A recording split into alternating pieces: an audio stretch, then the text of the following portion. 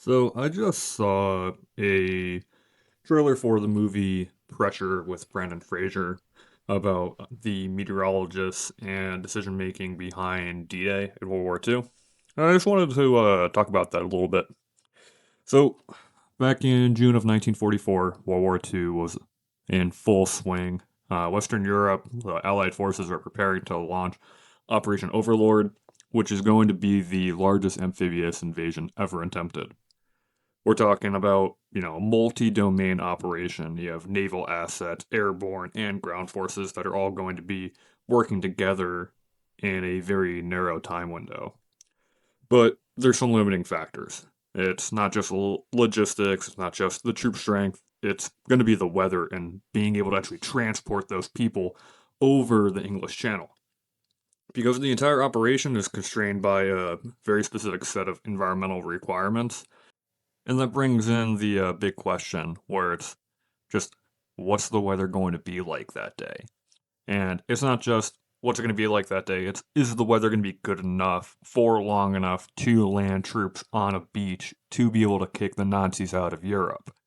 Like, there's a lot weighing on our decision makers, mainly Dwight D. Eisenhower back then, on whether or not to send these troops out into combat. You know, basically not knowing if they're going to sink in their landing craft between the boats and the beach. It's a huge question. So let's break down what the operational constraints are, because that's kind of where it really gets interesting from a forecasting perspective. You know, first we have lunar illumination for nighttime operations. The airborne operations back then needed sufficient moonlight for navigation and, acquiring visually what the drop zones are. They didn't have GPS back then, they had no really good precision, and the Germans were pretty good with their light discipline as well. So it was really hard to figure out where you needed to navigate. You can base off of like Dead Reckoning, you have a chart and you can basically use a compass and a chart and kind of understand where you're going based off of your airspeed and time, but that's not always accurate. So having those uh, correct illumination for the ground would have helped a lot. And, you know, astronomy back then has actually been pretty well researched, and people were able to find correct, illumination charts. So it wasn't too much of an issue, but making it line up with other days where, regular weather or tides lined up would have been very difficult. So, secondly, we're going to go into those tides. The invasion from the amphibious uh, aspect needed a low tide, especially after dawn. Now, you might be wondering, why do you need low tide? Why does it have to be dawn? But that's because the German defenses had beach obstacles. They had mines, they had stakes, they had I'm sure you've seen Saving Private Ryan, where you have like those almost, like cross kind of member things that are in there. Those are obstacles to basically hang up on landing craft and tanks to make them not be able to advance through the beach. So at high tide, those obstacles are completely submerged, which make them invisible for the landing craft. While at low tide, they're exposed and then can subsequently be cleared. So there's the trade off, obviously. Low tide means that the beach is bigger, and troops have to cross a larger area now. But at high tide, you're going to get stuck, and then you're an open target where you can't move. So, third, we'll dive into the wind and wave considerations. Landing craft operations were very sensitive to sea state. And along with, they had modified Sherman tanks back then too, that were kind of amphibious, they could drive in water, but they had a very low freeboard, and a lot of them sank to the bottom of the water column over in Normandy because of waves. But the landing craft specifically had constraints on wave height, wind speed, surf conditions, and with higher wave energy, you're gonna degrade your landing precision, your troop readiness, because seasickness and things like that, and your equipment survivability, kind of like those tanks or other landing craft.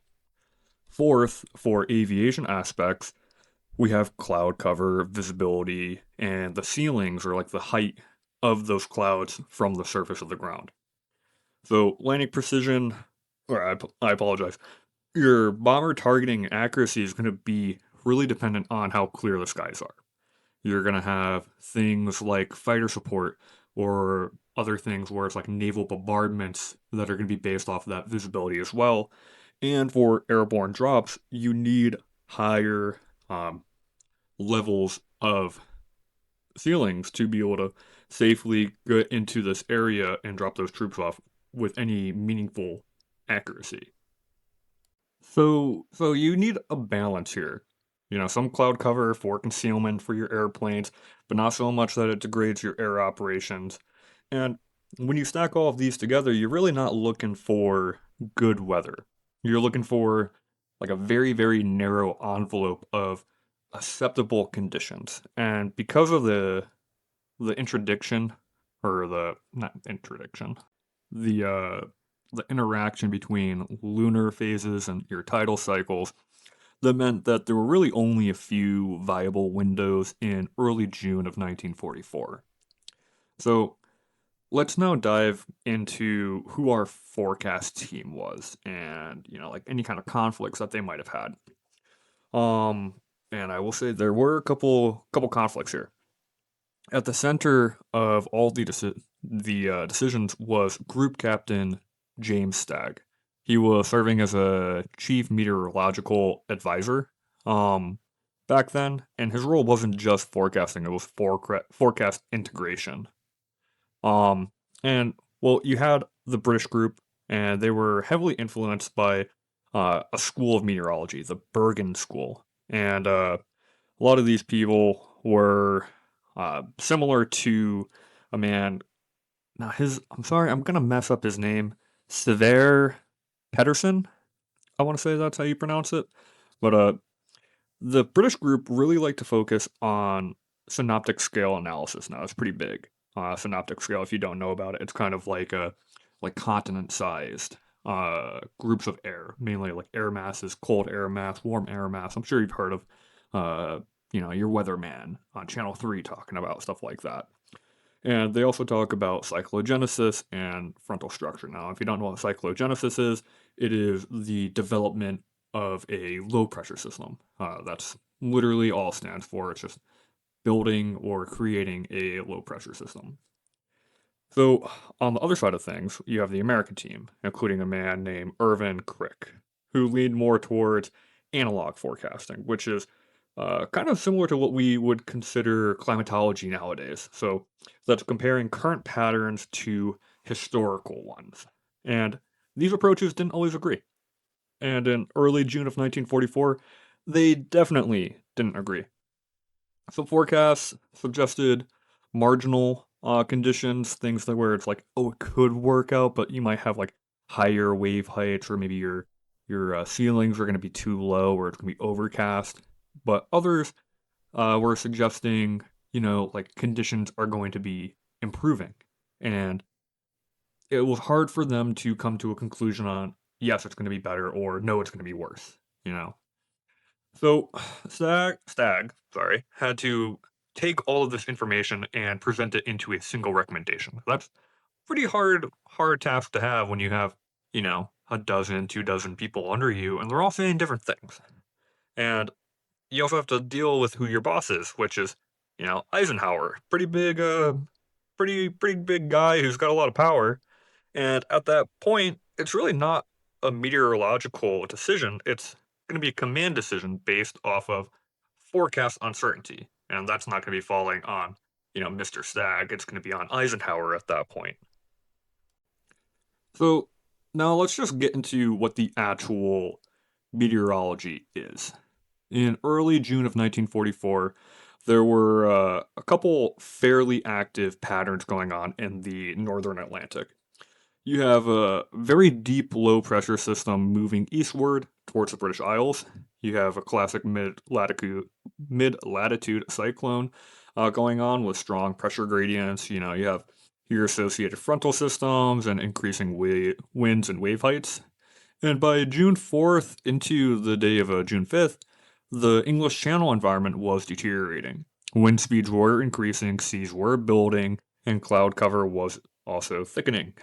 From a forecast standpoint, June 5th was realistically a no-go. It was too bad. And here's kind of like where it gets interesting. Forecasters identified a potential transient ridge.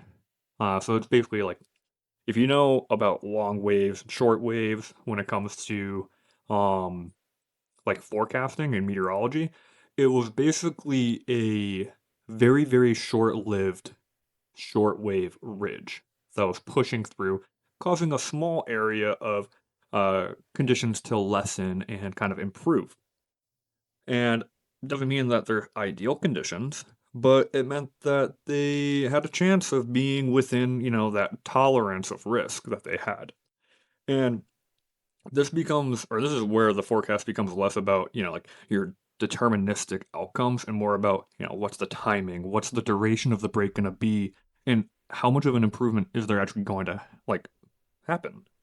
And because of that ridge, if it arrives too late or if it's too weak, then, your entire operation is going to be very compromised. And let's like dive into what our data problem is back here too, because this is where modern forecasters really need to, like recalibrate. Like even myself, like I'm used to using satellite data, AI models, your physics-based terrain models, things like that, so I can get like really, really accurate information. These guys had none of that. They had no radar. They had no numerical weather prediction. So, what did they have? They had observations. They had surface stations across the UK and Ireland. They had ship-based observations in the Atlantic, kind of like PIREPs nowadays. They had some aircraft reconnaissance, going out. They had weather balloons. So you had kind of like an old-timey version of like a SKU-T for an air sounding. And they also had, weather reports by radio or by Morse code.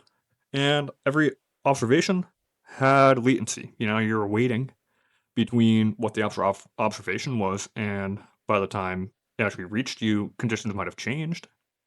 So there's a pretty big area of uncertainty here. And forecasters had to take these data points and manually chart them on, your map that you have. So if you have, I'm trying to think of how to explain this part. I'm sure it's self-explanatory, but like if you have any kind of marine or like maritime experience where you have to like actually chart your position and how menial that is on its own, imagine doing that for a couple hundred different things. You have planes giving forecasts or observations, you have ships giving observations, you have weather stations giving observations, and you have to do this hour by hour by hour to try and get the best picture that you can. It's very, very tedious. So using all of that, you're going to be able to manually start drawing isobars, inferring your wind speeds, estimating how fast the system's moving, if it's intensifying or diminishing. Um, and I do want to talk about one of the key observation posts. It's a Blacksod lighthouse in Ireland. So a pressure fall, like a pretty rapid pressure fall, helped them confirm the approach and the timing of one of the North Atlantic low pressure systems.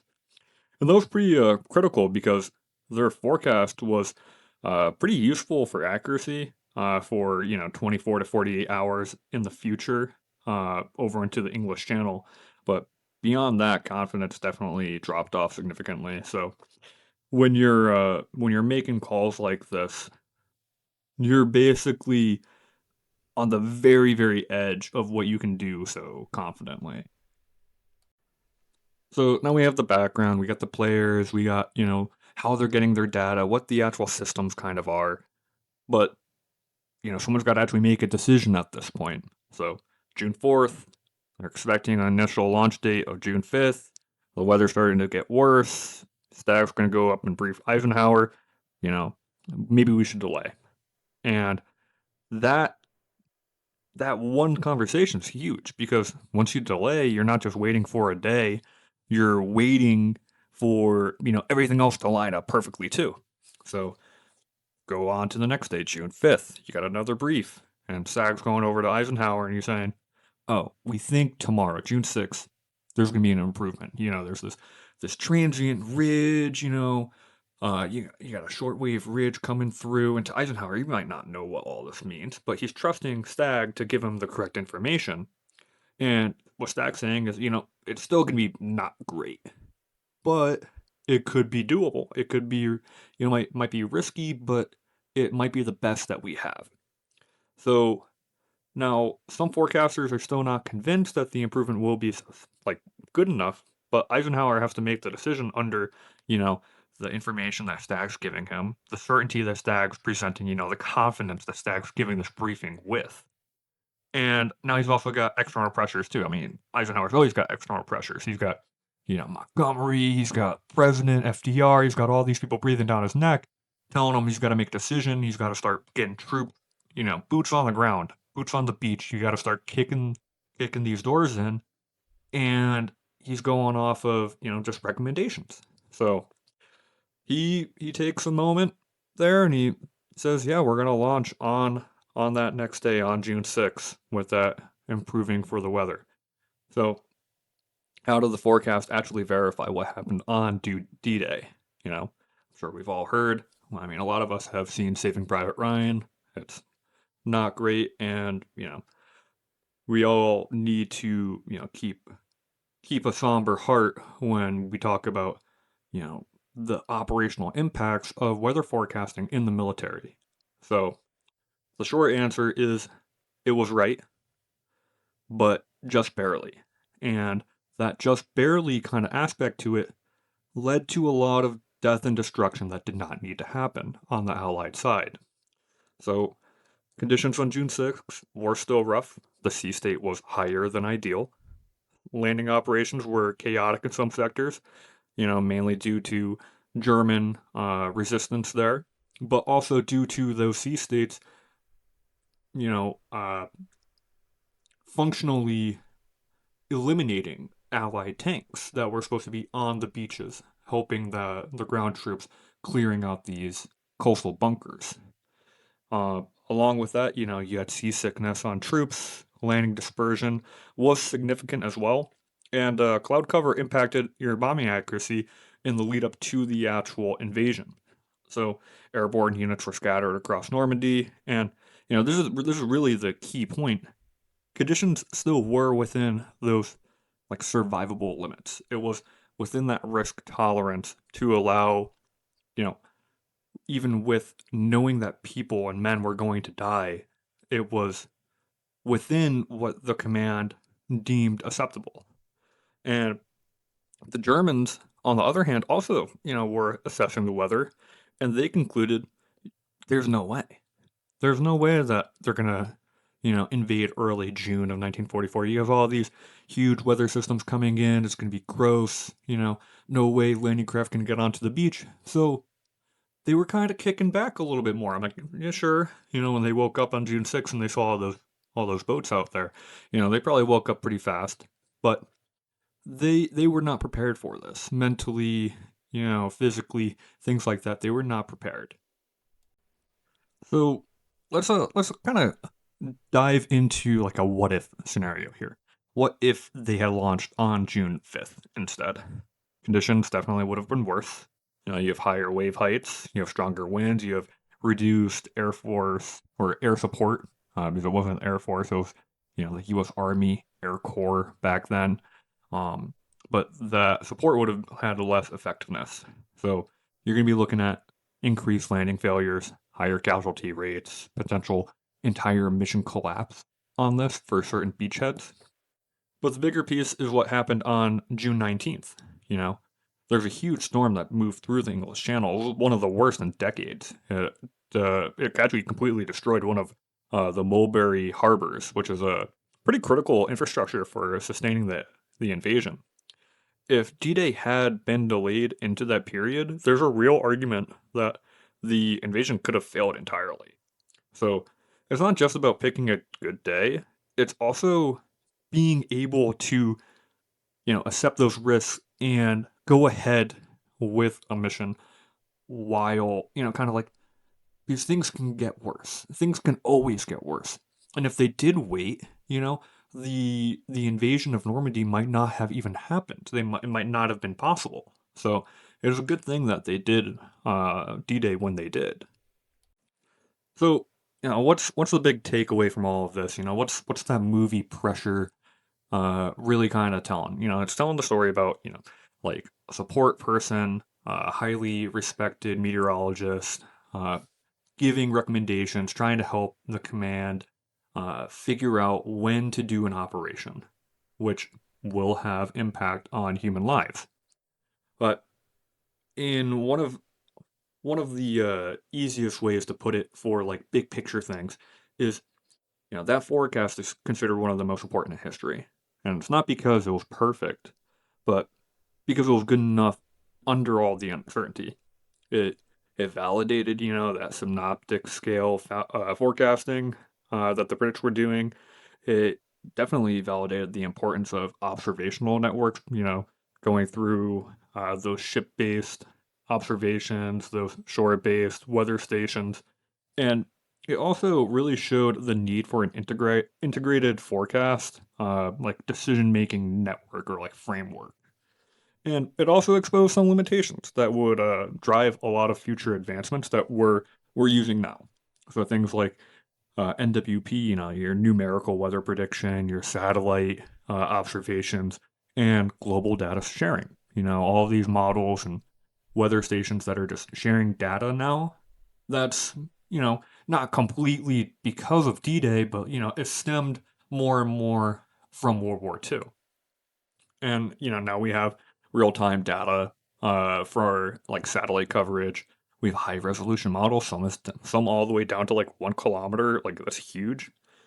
Um, you know, Data assimilation for a lot of these online systems too. And even now, we still deal with uncertainty. Like in my job up in Alaska, I'm not always certain of what's going to happen because sometimes I might be getting a call like, "Hey, what's the wind going to be like on runway 26 on, you know, from 2:30 p.m. to 2:35 p.m." Like that's gonna be a little hard to figure out. We have mountains around here. It's a pretty data sparse area, but I can make an educated guess. And most of the time, I would like to say I'm right. So I'd like to kind of finish off on saying D-Day is one of the most clear examples of that operational decision making under pressure that really really assisted in mission success. It it wasn't just won by, you know, having a huge team, but it was won by, having enough certainty of what's going to happen and being confident in briefing that to, one of the greatest generals of all time. So, I hope you guys go and see this new movie when it comes out. I think it's going to be really interesting um to see how they frame everything. But yeah, hope you guys all have a great rest of your day, and definitely check out some more of my other videos. All right, bye.